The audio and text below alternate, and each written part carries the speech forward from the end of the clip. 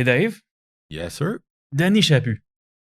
Le nom me dit de quoi? Je l'ai vu cet été donner des entrevues. Il avait participé à aider à la recherche d'une fillette qui avait été perdue. Exactement. Je pensais de l'inviter sur le balado.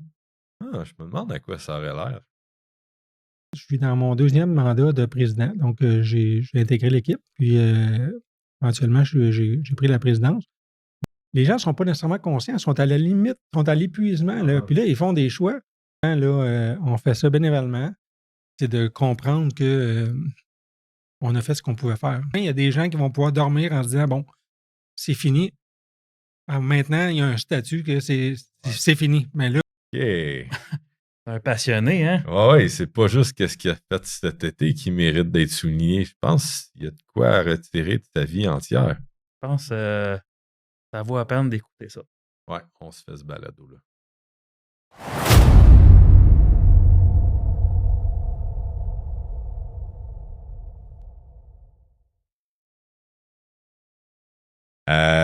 Danny Chaput, on va te laisser te parler de toi un peu. On t'a parlé que tu faisais partie d'une équipe. C'est quoi cette équipe-là, RSE? Puis, écoute, moi, Danny Chaput, j'ai 54 ans. J'ai la chance aujourd'hui d'avoir plus de temps dans mon horaire pour pouvoir m'impliquer dans différents projets. Puis, depuis 5 ans, je suis membre de Recherche Sauvetage Estrie. Donc, c'est un groupe qui s'appelait autrement le Recherche Sauvetage Sherbrooke ou Saint-François, qui a été renommé parce que notre territoire a changé. Puis, je suis dans mon deuxième mandat de président. Donc, j'ai intégré l'équipe. Puis, éventuellement, j'ai pris la présidence. On a une super belle équipe. On est environ une 60aine de personnes, incluant les 16 personnes qui vont être formées cet hiver, là, qui ont commencé à participer avec nous. Donc, on est à peu près 45 membres là, qui sont formés, accrédités. Puis, le restant est en processus de formation. On couvre l'Estrie au complet, donc c'est un grand territoire. Puis, on est en support à différentes régions. Donc, quand il y a des appels, des fois, on va sortir à Drummondville, on est sorti à Rougemont, on est sorti à l'extérieur, dans la Montérégie, entre autres. Donc, on peut être déployé ailleurs. Fait que je fais ça avec mon groupe. On a une super belle équipe. C'est dynamique. Les gens sont full motivés. On a vraiment du plaisir. Je suis également le groupe Recherche Sauvetage Estrie, excusez. Recherche Sauvetage Estrie, c'est un des 24 groupes du Québec.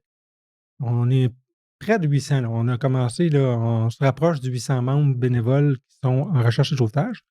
Et une association au-dessus de ça qui s'appelle l'Association québécoise des bénévoles en recherche et sauvetage, l'AQBRS. Mm-hmm. J'ai joint le board. Je suis maintenant sur le CA de l'AQBRS et ça bouge beaucoup et on est en train de partir une nouvelle branche de service.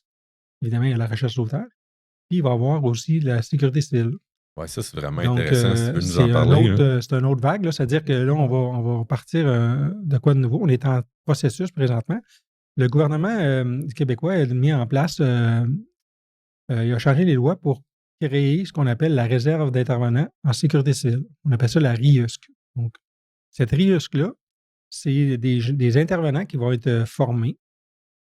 C'est souvent des bénévoles, des citoyens, puis des gens dans des organisations comme la nôtre qui vont participer à ce groupement-là pour être formés, pour qu'éventuellement, quand les villes sont débordées dans leur... par exemple, il y a une grosse inondation ou il y a un gros avarie qui arrive, les villes, eux autres, enclenchent leur processus. Là, il y a un plan de sécurité civile. Il y a un plan d'urgence qui fait qu'ils mettent en branle leur plan d'urgence.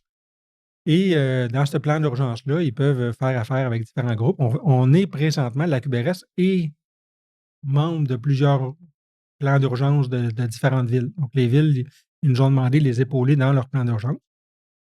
Quand ces plans d'urgence-là là, sont après plusieurs jours, on comprend qu'après 5, 10, 15 jours, 20 jours, à un moment donné, ils manquent de ressources. Ça devient compliqué pour les villes de pouvoir continuer. Préalablement, le gouvernement du Québec a reçu une demande et disait, écoute, on va caler l'armée pour qu'ils viennent nous aider.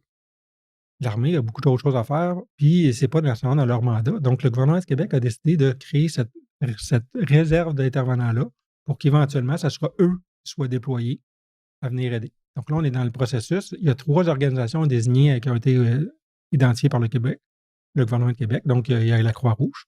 On la connaît pour ce qu'elle fait. Elle va continuer à faire son excellent service qu'elle offre déjà pour les hébergements, puis pour le support, le bien-être, la validation ce qu'il offre déjà comme service, qui est déjà très, très bon. Il va avoir aussi, en plus de l'Aquarouge, il va avoir la SOFFEU. La SOFFEU, on la connaît pour une organisation qui va combattre les feux en forêt au Québec, principalement au nord, parce que le sud, les pompiers s'en occupent beaucoup. Mhm. Mais ces pompiers-là, la SOFFEU, ils ont une capacité justement à s'organiser. Quand il arrive des feux de forêt dans le nord, ça prend une grande quantité de combattants rapidement. Et là, ils ont des équipes, eux autres, de feu pour faire la logistique, pour faire l'encadrement de ces gens-là, gérer la planification financière, les liens avec les villes et tout ça. Donc, ils ont cette capacité-là, va servir aussi au sein de la RIUSC. Donc, ils vont faire le lien avec les municipalités et ils vont faire l'encadrement des bénévoles ou des personnes qui seront sur l'équipe de la RIUSC pour aider au déploiement. Et finalement, il va y avoir la QBRS qui va avoir les intervenants planchers. Donc, évidemment, la Croix-Rouge a un certain nombre de personnes, la SOFFEU a un certain nombre de personnes, mais la masse des gens qui vont être sur le plancher, là, sur le terrain, soit aller cogner beaucoup aux portes ou soit faire des manipulations, des sacs de sable, des choses comme ça va être des gens de la QBRS qui auront été intégrés.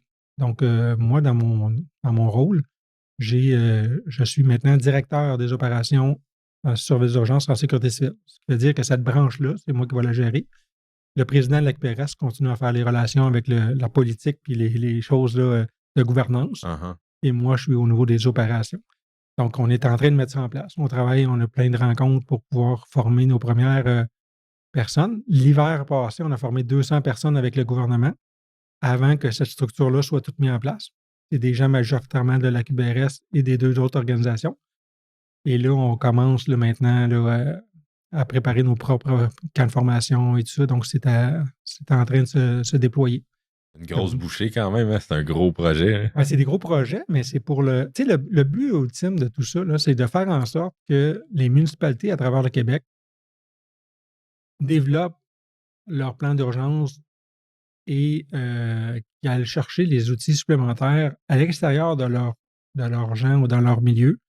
Travaille avec la MRC, donc le village ou peu importe, peut travailler avec la MRC, peut travailler avec des organismes comme nous ou d'autres types d'organismes pour que quand il ait fait des ententes, pour que quand il arrive quelque chose, il soit prêt. Le but ultime, là, ça serait que la RIUSC, dans 15 ans, elle fasse seulement que de la gestion puis de l'animation de milieu, puis que les villes soient déjà toutes maintenant super équipées. Tu sais. Uh-huh. Mais ça va prendre un certain temps. Donc là, pour commencer, il faut avoir des gens, on va appeler ça un service régionalisé. Donc, on va essayer de former des gens dans toutes les régions pour que quand on a besoin d'un service, que les gens de cette région-là puissent aller se déployer là. Puis éventuellement, mais ça va faire que les services, mais c'est du long terme, là. On s'entend. Nous, pour l'instant, il faut mettre ça en place. Il faut développer le service. Il faut développer les techniques, puis d'établir les liens avec les municipalités et tout ça pour qu'éventuellement, ça devienne un service qui va être fluide, puis que les municipalités vont pouvoir avoir accès. Ce ne sera pas gratuit, mais ça va faire en sorte qu'ils vont pouvoir s'en sortir. Ils mettent, parce qu'à un moment donné, tu n'as plus de ressources. Les gens sont à épuisement. Là. Oh oui. Bon, je pense que la tempête de verglas, ça fait 1994, ça? 98. Ouais. Ben, c'est ça, là, il y avait du monde, plus d'électricité, plus rien. Ils ont besoin de soutien physique puis moral en même temps. Ils ont besoin de juste pour la validation de besoin. Il y a des gens qui se chauffaient avec des barbecues dans la maison. Donc, c'est extrêmement dangereux. C'est extrêmement dangereux.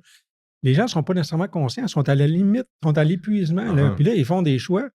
Fait qu'à un moment donné, ça prend des gens pour aller voir, pour s'assurer que, écoute, êtes-vous correct? Parce que, puis, ne serait-ce que des couvertures, de l'eau potable, des choses comme ça qu'il faut s'assurer. Donc, amener de la nourriture pour le chien parce que la personne n'est pas capable de sortir chez eux 3G ou quelque chose de même. Trop de besoins à combler pour les villes. Fait que là, ça prend des gens de l'extérieur. C'est quand même essentiel ce que vous proposez. Là. Ben c'est une initiative du gouvernement qui est très louable de dire aux gens quand vous allez avoir atteint une certaine capacité dans vos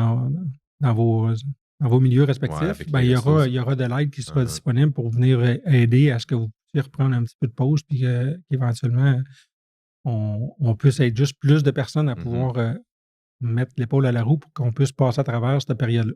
Évidemment, le service de la RIUSC, c'est un service d'aide qui va être ponctuel. Ça veut dire qu'on n'arrive pas là-bas puis que la ville, elle va nous dire... la municipalité pourrait nous dire, ben là, j'ai besoin de toi là, j'ai besoin de toi là, j'ai besoin de toi là. Ils vont nous appeler, puis on va cadrer très technique, là, mais on va dire, par exemple, on a besoin d'aide pour tel type de mandat.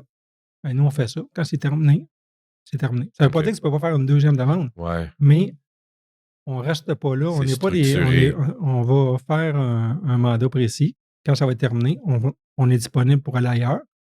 S'il y a un autre mandat qui est autorisé par les instances, on va pouvoir se rendre là puis faire continuer le mandat. Mais c'est pas un bar open, puis on n'est pas là pour. Puis on n'est pas là aussi dans la phase parce que dans la sécurité civile, pendant le moment où il y a la crise, nous, c'est là qu'on va opérer. À partir du moment où la crise est terminée, que là, on est en rétablissement, qu'on appelle, là, nous, on est plus dans ce rôle-là. Nous, notre but, c'est de rester dans le spot quand c'est chaud. Ouais. Et nos gens qui vont participer à ça, ce ne seront pas des gens qui vont se participer dans les zones chaudes qu'on appelle. Donc, ça sera pas, on n'ira pas avec des collades, des cuissardes plutôt, puis aller. Descendre dans les fossés puis dans les puits. Notre but, c'est d'aider, mais dans la sécurité, pour la sécurité de nos bénévoles puis de nos gens qui seront engagés là, pour faire ça, ça va rester des zones, dans les zones tièdes et les plus froides finalement, pour que ça reste que. Parce qu'il y a des besoins, là. Ouais. Il y en a des besoins. Il y a des personnes spécialisées qui pourront faire les choses dans la zone chaude.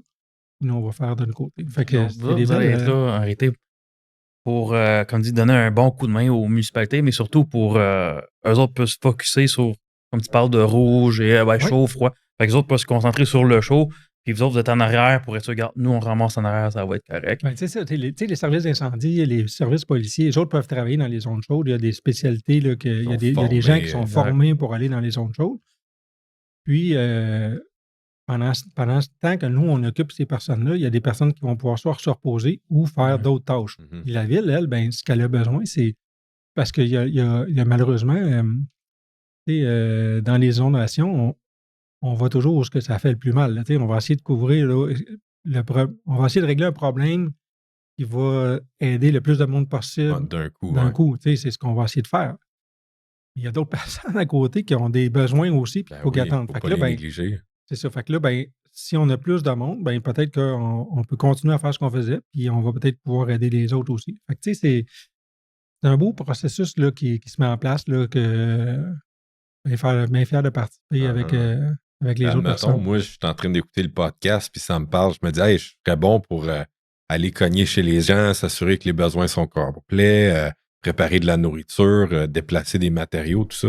C'est quoi le processus pour m'inscrire? Au moment où on se parle, on n'est pas encore tout à fait prêt à accueillir tout le monde, mais je te dirais que si vous envoyez un courriel à info@qbrs.ca, ça va tomber dans un processus pour les citoyens qui veulent faire partie, on appelle ça des bénévoles spontanés, des gens qui veulent faire partie de ça, parce qu'il y a un encadrement. C'est comme la recherche sauvetage, c'est-à-dire que vous ne pourrez pas dire parce que je veux être là, vous m'appelez, je vais être là. Il y a un processus de formation, il y a des formations en ligne qu'il faut assister.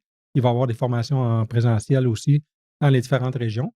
Mais effectivement, on va avoir besoin de la population parce qu'on sera pas assez nombreux dans nos organisations. Fait que oui, c'est prévu dans notre plan d'expansion là, pour augmenter nos capacités, d'aller travailler avec les gens qui auront du temps à offrir pour joindre la troupe. C'est une belle initiative. C'était info@qbrs.ca. Donc, on va l'avoir à quelque part ici, là, mais on veut l'afficher. Puis, on parle de bénévolat. À date, tout ce que tu nous parles, les pratiques que vous faites, les gens la nuit, le jour, c'est quoi, tu as dit 700? On est plus que 700. Là, on approche les 800 personnes là,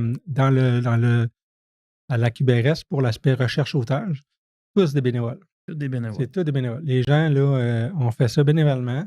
Dans certains cas, lorsqu'on va être déployé, si on est déployé pour une recherche, on a la possibilité de réclamer nos frais de déplacement. C'est-à-dire que pas des salaires, mais si jamais j'ai pris ma voiture, on encourage très fortement le covoiturage. Pas nécessairement pour sauver les frais, mais aussi pour créer des liens. Puis l'autre chose, c'est une question de sécurité. Après 12 heures à marcher dans le bois, si tu prends ta voiture et tu retournes chez vous tout seul, ça se peut que tu sois fatigué et que tu aies un danger. Le fait d'avoir 3 personnes dans la voiture, il y a des chances qu'il y en ait un dans la gang qui est capable de pouvoir tenir la roue. Puis, fait que c'est un aspect de sécurité. Vraiment à tout, quand c'est un aspect de sécurité. C'est pas juste pour sauver des sous, c'est un aspect de sécurité également. Puis l'entraide, puis la fraternité qui se crée, là, on crée, tu sais, s'il faut prendre 2 heures pour se rendre à un site, ben c'est 2 heures de voiture pour y aller, 2 heures pour revenir, ou ce que. Bon, pour revenir, des fois, il y en a qui parlent moins. Ça dépend un petit peu. Après une journée au soleil, là. ça se peut que tu aies les jambes mortes et que tu aies moins de jus pour parler. Mais ça reste que c'est un bon point. Fait que oui, effectivement, c'est tous des bénévoles. Les différents groupes, là, ils ont des façons de trouver du financement parce qu'on ne reçoit pas de financement des paliers gouvernementaux. Okay. Dans notre cas, nous, en Estrie, on a la chance de travailler avec des partenaires financiers. Si tu me permets, je vais pouvoir les nommer. Donc, justement, je m'en allais à ça. Là. Ben oui, nous, tu vois, on travaille avec Desjardins, la Caisse populaire du Haut-Saint-François. Ça fait 4 années qu'ils nous épaulent, ils nous donnent des sous pour pouvoir aider à ce qu'on puisse continuer à travailler là, puis à progresser dans nos entraînements. On a maintenant un nouveau partenaire depuis cette année, là, qui est maintenant Moteur Gosselin, qui est un partenaire à Sherbrooke. Donc, eux, encore là, on est très content de travailler avec eux. Ils ont signé une entente de 3 ans. Donc, pour 3 ans, on n'a pas besoin de se casser la tête. On reçoit un petit montant d'argent qui est, un petit montant qui est quand même un bon montant, mais un montant qui est important pour nous. Qui fait une différence aussi. Qui fait une différence pour nous. Puis, le 3e, c'est Environnement SR, qui est une entreprise sherbrookoise aussi, mais qui a des bureaux à Montréal. Puis, eux aussi ont signé une entente de 3 ans. Eux, ils offrent des services là, pour la qualité de l'air. Donc, pour les entreprises qui travaillent dans la poussière ou dans l'amiante ou dans toutes sortes de choses que des particules dans les airs ou en vase clos, où il n'y a pas beaucoup de rotation de l'air est stagnante et ces choses-là. Puis cette entreprise-là ils ont une école de formation et des équipes pour faire du sauvetage côté industriel. Donc, c'est très commun à ce qu'on fait. Ah oui, c'est ça. Donc, c'est vraiment, on est vraiment content d'avoir l'équipe là, avec nous. C'est un peu comme ça qu'on fait. Puis éventuellement, on a aussi des événements, nous, qu'on fait dans l'événementiel où on offre nos services de premiers soins. OK. Donc, quand il y a des entreprises, des organisations qui offrent par exemple, on a fait une course de cyclisme, l'Enfer des Patriotes au printemps. On fait aussi CX Magog, qui est du cyclocross. OK. On fait ça au mois d'octobre. Là. Donc, eux, on leur octroie un service moyennant une rétribution financière. Puis ça nous aide à faire en sorte qu'on puisse continuer à offrir nos services. Et encore là, si je suis un organisme qui veut utiliser vos services comme secouriste ou quoi que ce soit, contacte RSE. Oui, tu peux appeler. On est quand même assez facile à trouver sur rsestrie.org. Okay. C'est notre site web. Sinon, vous pouvez communiquer encore là, c'est info@rsestrie.org. Donc, ça va être facile. Là, vous allez avoir une personne qui va rentrer en communication avec vous pour discuter.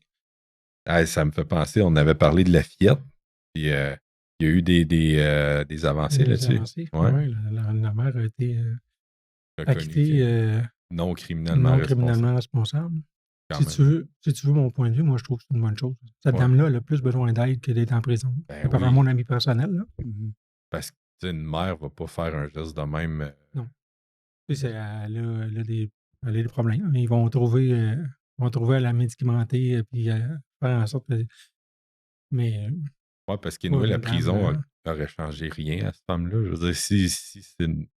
Elle n'a pas de background comme étant violente, là. Mais là, elle a eu un épisode, puis là, cet épisode-là fait que. Ouais, ils disent qu'elle était comme dans une période de psychose depuis un. C'est ça. Je pense que c'est une personne qui a besoin d'amour. Elle a besoin de se faire encadrer, puis plus que d'être dans une prison. Dans les prisons, souvent, c'est une école. C'est une école qui apprend d'autres choses. C'est ça. Ouais. Puis les maladies mentales, on s'entend que c'est pas toujours bien compris. Des fois, c'est encore mal vu des fois, mais une psychose, qu'est-ce que tu veux qu'elle fasse? Il y a beaucoup de monde qui vont porter des jugements parce qu'on ne comprend pas ça. Parce que nous, je peux pas dire que moi, j'aurais dit que mon enfant, c'est un démon. Là. Je peux pas concevoir que je dirais ça un jour. Mm-hmm. Mais malheureusement, dans certains cas, notre cerveau fait que... L'association. Il y a des gens là, qui veulent tellement tomber enceinte là, que le corps se met à changer juste parce qu'ils ont... C'est puissant, ce qui se passe dans la tête. Fait que là, il y a des changements hormonaux qui se produisent dans le corps, et pourtant la personne n'est pas enceinte. Fait que t'imagines-tu, le cerveau, c'est fort, là. Ouais, ça peut créer plein de choses. espèce d'effet placebo. Puis... Fait que là, à un moment donné, ça fait que des gens perdent le contrôle comme ça. Puis moi, j'approuve pas du tout. Puis je trouve ça déplorable ce qui est arrivé. Mais je pense qu'ultimement, cette personne-là ne mériterait pas d'aller en prison. Fait que moi, je suis d'avis qu'elle a besoin plus d'être encadrée que d'être emprisonnée.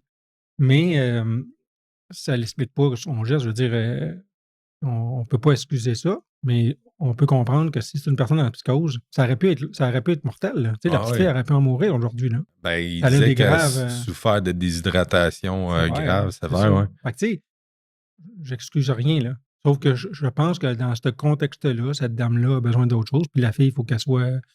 La jeune fille, il faut qu'elle soit encadrée puis qu'elle se fasse donner parce que quand tu as des mauvais exemples, tu as tendance à représenter des mauvais exemples. Fait qu'il faut qu'elle soit ramenée dans une famille ou de l'encadrement qui va faire qu'elle va comprendre que il y a des choses qui sont bonnes, des choses qui sont moins bonnes. Ouais, pour pas que ça laisse des séquelles sur le long terme. C'est sûr qu'il va y avoir des séquelles de ça. Il va y avoir des enjeux pour elle, mais tu sais, je ne sais pas à quel point il va y avoir des séquelles. Si, étant 6 ans, là, je ne sais pas comment ils vont faire, mais.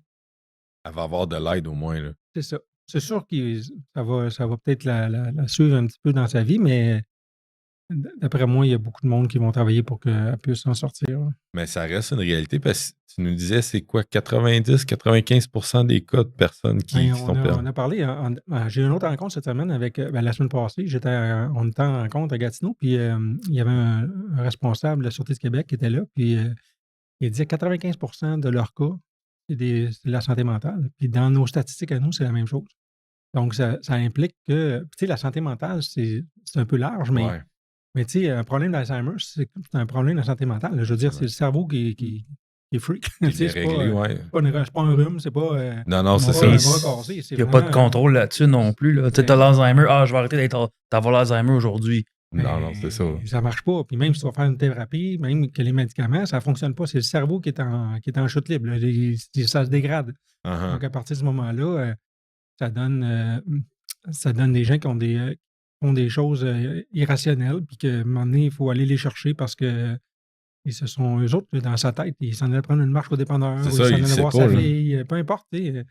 Lui, pour lui, il était la peine. C'est ça, lui, il a la même petite routine. C'est pour ça, comme tu nous disais aussi, tu as fait une pratique en fin de semaine, simuler, retrouver des personnes qui étaient autistes. Ouais. Fait que quand tu rencontres la personne, il faut que tu sois sensibilisé à réagir de la bonne façon, là.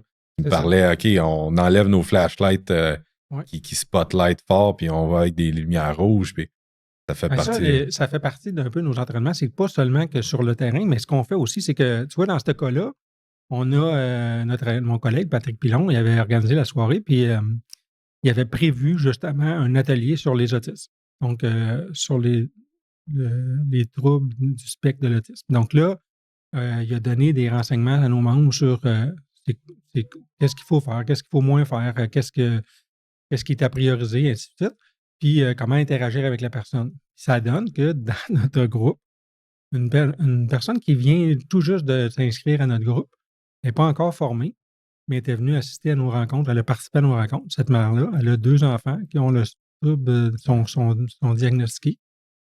Donc, elle a été en mesure, on lui a laissé la place de dire si tu es à l'aise, tu vas pouvoir la faire, puis ça l'a montré aux gens comment faire, qu'est-ce qu'on fait. Puis là, ben, tu sais, vu que la personne est là, on ne connaît pas l'histoire nécessairement depuis combien de temps qu'elle est là. Donc, à un moment donné, ça prend un secouriste qui vient voir si la petite fille est quand même apte à être extraite de là ou s'il faut appeler. Ben là, la petite fille, là, elle peut avoir peur. Fait que la personne a eu le temps d'y parler, elle a introduit, regarde, il y a Stéphane qui est à côté. Je dis Stéphane, c'était pas Stéphane, mais c'était Samuel. Bon, Samuel est à côté. Il aimerait ça venir... regarder si tu t'es pas fait mal, si tu n'as pas des blessures à quelque part. Puis là, est-ce que tu lui permets que. Donc, fait que là, ils ont introduit Samuel, puis ainsi de suite. Puis là, éventuellement, ça a fait que, bon, c'était une comédie, là. C'était pas un vrai autiste. Mais la personne avait été coachée sur comment interagir et tout ça. Puis ça a fait une simulation qui était somme toute assez réelle. Puis que nos gens ont pu voir qu'il y a des précautions à prendre dans un cas comme ça, qui ne sont peut-être pas les mêmes dans d'autres cas, mais dans ce cas-là, c'est une précaution à faire. Vous êtes formé au moins pour une situation comme celle-là, puis vous vous amusez à vous former à plein de situations. Oui, c'est ça. Le fait de pratiquer souvent, c'est de faire en sorte qu'on puisse ajouter dans un entraînement, on ne fait pas juste pratiquer une chose. T'sais. Comme on a dit tantôt, hors d'onde, c'est qu'on a sur un entraînement, on va pratiquer, des chefs d'équipe pratiquent leur rôle de chef d'équipe, nos navigateurs vont pratiquer le rôle de navigateur, les chercheurs vont pratiquer leur enjeu. Il faut pratiquer leur patience parce que quand que l'équipe se met en branle, ben eux, ils attendent. Ils attendent que les gens soient prêts, que tout le monde ait été placé, que les gens ont fait leur manipulation sur les GPS et ainsi de suite. Il y a un délai, là. Et là, eux, pendant ce temps-là, il faut qu'ils apprennent à dire, bon, ben, regarde, moi, présentement, je ne sais pas ce qui se passe, mais il faut que j'attende, mais que ça siffle, je vais pouvoir partir. Bon, ben, tu sais, là, c'est... Fait que, il y a plein de choses comme ça. Puis, en fonction de... Bon, on était dans la noirceur. Ça amène un niveau de difficulté supplémentaire. Il y a des gens qui avaient amené la flashlight, mais ils n'avaient pas prévu qu'on leur prêtait un casque ou que la flashlight, elle ne tient pas très bien sur le casque.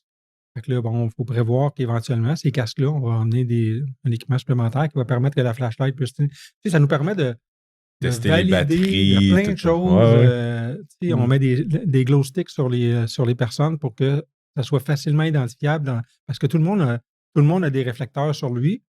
Mais moi, si je veux voir si je suis proche de mon chef d'équipe ou pas, ben, le chef d'équipe est identifié avec un glow stick d'une couleur particulière. Fait que, sans y parler, je vais juste le voir. C'est toutes des choses qu'on ne pratique pas dans le jour. Fait que c'est plein de choses comme ça qui vont faire que dans une même pratique, on a testé, on a évalué un paquet de choses dans une seule pratique. On a mis à l'épreuve des choses. Les gens ont pu retester certaines techniques à chacun selon le rôle qu'il y avait. Donc, c'est vraiment intéressant de voir que quand on prépare des techniques, des entraînements, on essaye de faire que ce soit vraiment qu'on couvre large pour que les gens puissent... Si tu fais juste un entraînement de boussole, c'est parfait. C'est convenu qu'on va faire un entraînement de boussole. Donc, les gens qui sont là, c'est pour s'entraîner à la boussole.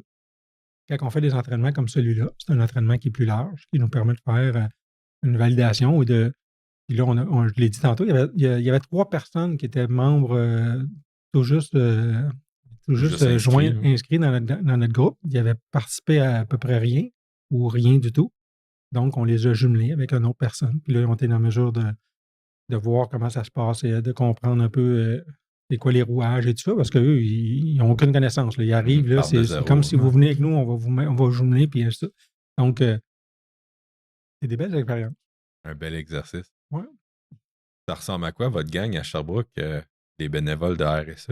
Écoute, on a du monde de tous les âges. Notre moyenne, je pense qu'elle est rendue à 52 ans. Fait que c'est sûr que c'est pas les plus jeunes. Hein. On va comprendre que les gens de 30 ans, ils ont une famille à élever puis à mettre en place, puis ils ont peut-être moins de temps libre, disons. C'est pas nécessairement notre clientèle cible d'intervenants.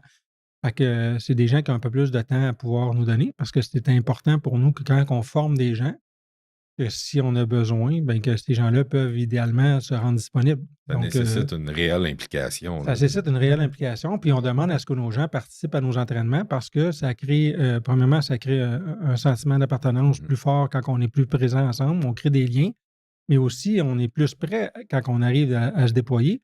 Puis comme on est une entreprise, pas une entreprise, mais une organisation qui est en mouvement et qui amène toujours des nouvelles pratiques, des nouvelles façons de s'améliorer, ben, si tu viens pas, tu vas passer à côté de choses, puis à un moment donné, tu vas arriver, puis tu vas dire, écoute, il me semble que c'était pas de même qu'on faisait ça. Ben non, c'était pas de même. On a fait plusieurs pratiques pour l'améliorer. Donc, on est en constante évolution de s'améliorer, ce qui fait que quand les gens participent, c'est mieux. Je te dirais qu'il y a peut-être 30 de notre... Je n'ai pas le chiffre exact, mais je te dirais à peu près à vue de nez, là, c'est... Vue de nez, ça se dit-tu? Oui, ça se dit. Ça se dit maintenant, en tout cas. moi, je le vois, mon nez, en tout cas. Je te dirais qu'on est... probablement une trentaine de pourcents là, que c'est des gens qui sont retraités. Okay. Sinon, c'est des personnes qui travaillent comme vous et moi, mais qui vont avoir la possibilité de se libérer selon leur type d'ouvrage. Il y en a qui peuvent, il y en a qui ne peuvent pas. Tu sais, un professeur, là, c'est sûr que s'il se fait appeler pendant qu'il est à sa classe, c'est dur de dire « je quitte ma classe puis je m'en vais ». Donc, il y a des postes que c'est plus difficile. Ces gens-là vont être disponibles les soirs ou les fins de semaine, ou si on appelle, ils peuvent se faire remplacer pour le lendemain. Mais dans la journée même, ça va être difficile. Mais il y a des gens qui ont la possibilité de le faire. Puis on encourage les employeurs à avoir des ententes avec leurs employés pour les laisser partir dans le cas qu'il y a un appel. Il y a même des employeurs qui ont la gentillesse de pouvoir même dire « je te paye ta journée ». Tu sais, finis ta journée. Va-t'en, je te finis ta journée. D'encourager. Une journée bienfaisante, genre. Là. Oui, les entreprises disent ça va être ma façon d'aider un peu la communauté. Donc, ces gens-là, ben, pas les communautés, mais plutôt de s'impliquer eux autres, de même s'impliquer dans et ce de dire je processus-là. reconnais ce que tu fais comme individu auprès de la société. Donc, fait qu'il y a des gens qui peuvent faire ça. Donc, c'est très agréable. Puis on trouve ça très fun quand les gens. Quand on dépense. Mais en même temps, vous le méritez en tant que bénévole. Je veux dire, les implications, pas juste dans le training, mais sur place aussi, là, vous êtes confronté des fois à des situations physiquement difficiles, la température, le terrain pas propre, puis l'émotion qui règne aussi. Là, tu cherches quelqu'un qui est perdu ou qui est en danger. C'est sûr que j'ai cherché une personne qui est perdue. C'est pas... on veut toujours que la personne soit retrouvée le plus rapidement possible, qu'elle ait moins souffert, puis qu'on puisse la ramener au chaud puis dans des bonnes conditions. Il y a des types de personnes où c'est des fugues, là, les personnes ne veulent pas se faire retrouver. Ça complique les choses dans ce temps-là. Nous autres, on cherche quelqu'un qui ne veut pas se faire retrouver. Donc là, ça peut compliquer les choses. Il y a plein de scénarios qui sont tous différents, mais ça fait que, effectivement, nous, notre rôle, c'est d'essayer de ramener les gens le plus possible en santé à la maison. C'est pas toujours le cas. Comme tu dis, des fois, nos bénévoles vont faire face à des scènes que c'est pas nécessairement agréable. Sache que dans nos protocoles, à partir du moment où on trouverait une personne, par exemple, une personne suicidaire, qui malheureusement, c'est des cas qu'on va aller chercher des personnes. Si ça devient le cas qu'il y a une personne qui est identifiée, on demande à ce que les autres personnes n'aient pas besoin de s'approcher ou de venir voir parce que c'est plus facile de pas. J'ai pas à t'enlever des images que tu as vues. Fait que si tu les as pas vues. Si c'est pas nécessaire. Si c'était pas nécessaire, reste à distance. On n'a pas besoin. La personne, c'est fini, c'est fini. Donc, après ça, on a un rôle à jouer. Il faut protéger, tout ça. Mais le moins de personnes possible qui sont exposées pour justement essayer de réduire les traumatismes qu'ils pourraient avoir parce que c'est pas nécessairement le fun. Mais ça fait partie de notre travail. Sinon, avez-vous accès à des soins de santé mentale, des psychiatres? Oui, il y a des services qui existent. On a même d'ailleurs, ce soir, j'ai une de mes collègues, sont quelques-unes, là, il y a un service de premier secours qui est offert à travers on appelle ça la SARVAC. C'est l'équivalent de la QBRS, mais pour le Canada. Donc, c'est un groupe de tous les chercheurs au Canada font partie des organisations comme la nôtre.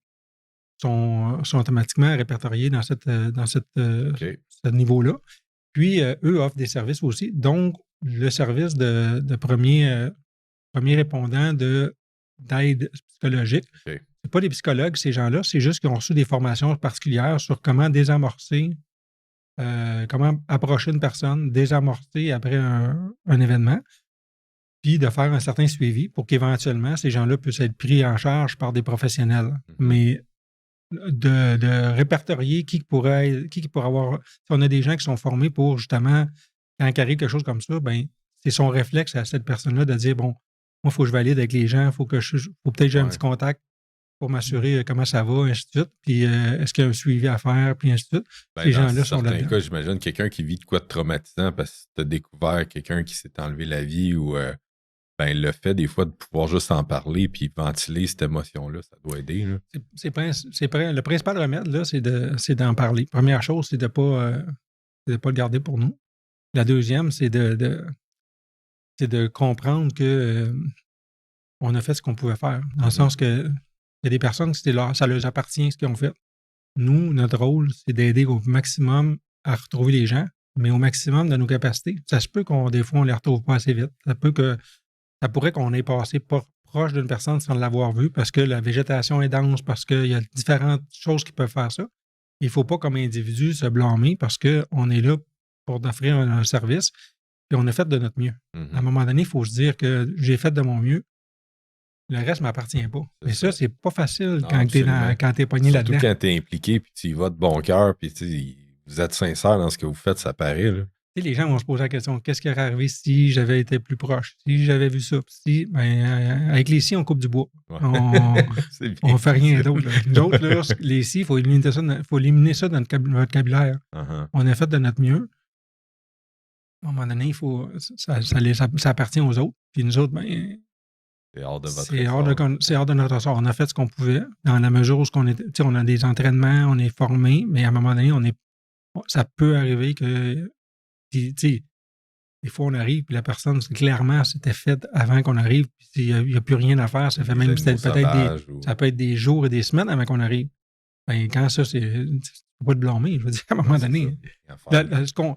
À vrai dire, ce qui est intéressant, c'est plutôt de se dire félicitations, parce que il y a des gens qui vont pas faire un deuil maintenant qu'on a trouvé la personne. Tu comprends-tu? Fait que c'est bien plus de se dire, écoute, enfin, il y a des gens qui vont pouvoir dormir en se disant, bon, c'est fini. Alors maintenant, il y a un statut que c'est fini. Mais là, c'était pas la fin que tu voulais, mais c'est une fin. Au moins, tu peux closer. Mais c'est un point au bout de la ligne. Ça veut dire que là, ça arrête après. Là, parce qu'il y a des parents qui... Ils se posent des questions toute leur vie. Là. Toutes les personnes qui sont disparues, il y a des parents. Des fois, les parents sont décédés, mais il y a des gens, il y a des proches, il y a des amis, il y a du monde qui s'inquiète pour ces gens-là, puis qui se disent qu'est-ce qui s'est passé? Ça fait 1 an qu'on ne l'a pas vu, puis ainsi de suite. Puis là, ben, des fois, ben, ça peut aider à. Dans nos recherches, c'est pas toujours des personnes qui sont disparues immédiatement. Là, on peut faire des recherches, on appelle ça, nous, des cold cases. Okay. Donc, pas tellement français, mais c'est des cas où c'est des cas qu'on va aller, faire des recherches dans des secteurs où ce que les autorités vont avoir eu des nouvelles informations, où ils ont des raisons de croire que ce coin-là doit être ratissé.